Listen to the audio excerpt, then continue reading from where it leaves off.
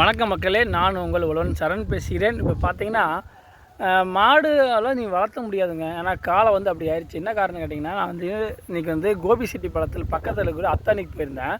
அங்கே ஒரு நடந்த விஷயம் சொல்ல போகிறேன். பார்த்தீங்கன்னா ஒரு 2 பேர் வந்து வைக்கோல் வந்து ஒரு கட்டாக வந்து பைக்கில் கட்டி எடுத்துகிட்டு போயிட்டு இருந்தாங்க. 2 வண்டி தான், தனித்தனியாக ஒரு வண்டிலேயே ஒரு 2, அதாவது தனித்தனி வண்டியில் 2 கத்தை வந்து கொண்டு போயிட்டு இருந்தாங்க. அப்புறம் எங்களுக்கு வந்து வைக்கோலோட ரேட்டு தெரிஞ்சுக்கலான்ட்டு நான் போய் கேட்டேன். எவ்வளோண்ணா வந்து வைக்கோல் வேண்டாம்? 300 சொன்னாங்க. கத்தை 300 நாங்கள் எப்பவுமே வாங்குறது 150 தான் வாங்குவோம். மிஞ்சி போனால் ஒரு 180 200 அவ்வளோ எடுப்போம். 200 ரேட் அதிகம் எங்கள் ஊரை பொறுத்த வரைக்கும். சரி, வேறு சில டைம் என்னென்னா சில டைமில் 200 வாங்குவோம். ஏன்னா தீனி வேறு வழி இல்லைன்னு எடுப்போம். ஆனால் மேக்ஸிமம் நாங்கள் மொத்தமாகவே இந்த கோபிச்செட்டிப்பாளையத்துலேருந்து அந்தியூர் போகிற வழியில் அத்தானின்னு சொல்லி ஒரு ஏரியா இருக்குது. அந்த ஏரியாவில் மேவானின்னு சொல்லி பார்ப்போம். அந்த பகுதியில் பார்த்திங்கன்னா ஒரு 150 ஏக்கரா 200 ஏக்கர் ஃபுல்லாக வந்து நெல் தான் போட்டிருப்பாங்க.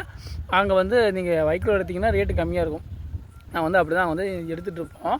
இப்போ அதே அத்தானியில் ஒரு கத்தை வந்து 300 ரூபா.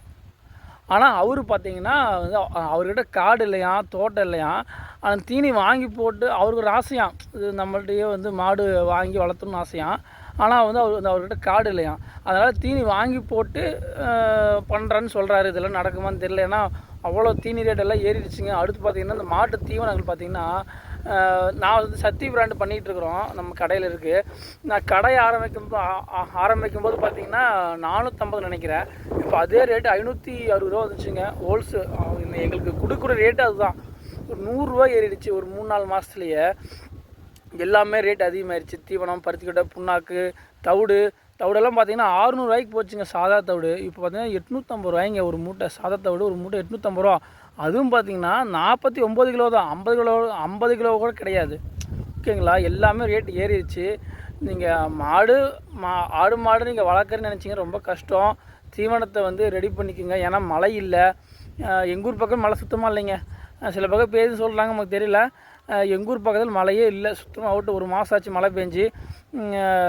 நீங்கள் ஆடு மாடு வளர்க்குறீங்கன்னா பார்த்து யோசித்து முடிவு பண்ணுங்கள். ரெண்டாவது நீங்கள் இந்த சீசனில் ஆடு மாடு விற்றீங்கனாலும் உங்களுக்கு ரேட்டு போகாது. என்ன காரணம்னா எல்லா பக்கம் வறட்சியாக இருக்கும்போது உங்களோட ஆடு மாடு ரேட்டு வந்து கம்மியாக தான் கேட்பாங்க, சீப்பாக தான் கேட்பாங்க. எக்ஸாம்பிள் சொல்கிறேன் என்னென்னா, வந்து எங்கிட்ட வந்து 2 காளை இருக்குது. வந்து எங்கிட்டே போட்டால் தான் அது, எங்கள்கிட்டே இருந்தது தான் அது. பார்த்திங்கன்னா ஒரு மாதத்துக்கு முன்னாடி அந்த காளக்கண்ணுக்கு நான் கேட்டேன் எவ்வளோக்கு போகுங்கன்னு கேட்டதுக்கு அவங்க வந்து என்ன சொன்னாங்கன்னா, 2ம் சேர்ந்து 26க்கு போகுனாங்க. கறிக்கு தான் போக போகுது, அடிமாட்டை தான் போக போகுது. 2ம் சேர்ந்து 25லேருந்து 28 பிடிச்சிக்கிறேன்னு சொன்னாங்க. அப்போ நான் பால் பீச்சிட்டு இருந்தேன், அதனால் நான் விற்கல. இப்போ அதே கண்ணுக்குட்டி வந்து 20 கேட்குறாங்க. 20 தான் கேட்குறாங்க. என்ன காரணம்? வறட்சிங்க. போகிறது அடிமாட்டுக்கு போக போகுது. அது வறட்சியாக இருந்தால் என்ன, எனக்கு என்ன வந்தால் என்ன போகுது? இப்படி தான் பண்ணுறாங்க வியாபாரிக்கு. என்ன பண்ணுறது? ஓகே நண்பர்களே, பாய். ஆடு மாடு வளர்க்குறீங்கன்னா பார்த்து தீவனத்தை இருக்கான்னு பார்த்துட்டு பண்ணுங்கள். ஏன்னா மழை இல்லை, தீவனம் ஒரு பெரிய பிரச்சனையாக இருக்குது. வைக்கோல் கட்டு 300 ரூபா போட்டு நீங்கள் வந்து மாடு வளர்த்துனீங்கன்னா முன்னேறவே முடியாதுங்க. உங்களுக்கு பச்சை தீனி இருக்குது, புல் இருக்குது அப்படின்னா மட்டும் வளர்த்துங்க. இல்லைன்னா வாங்கி போட்டு சமாளிக்கவே முடியாது. நன்றி மக்களே, பாய்.